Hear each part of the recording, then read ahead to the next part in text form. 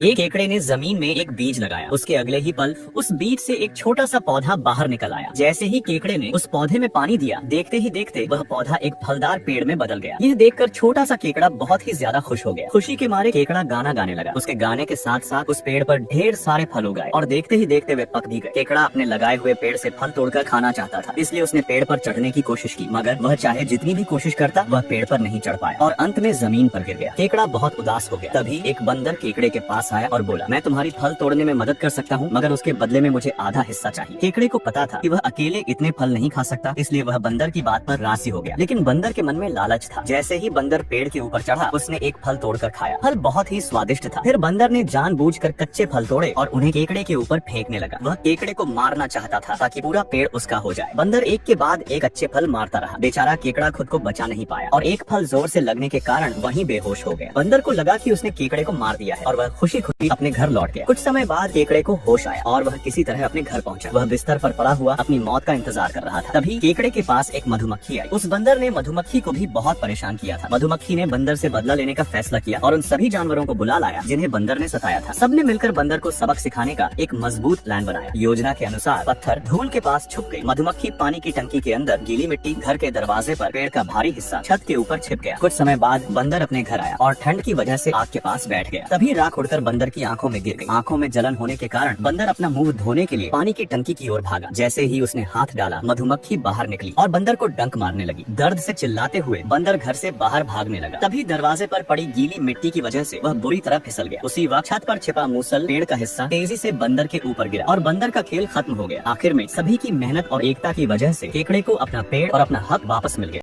ऐसे ही नए मजेदार वीडियो देखने के लिए सब्सक्राइब करें।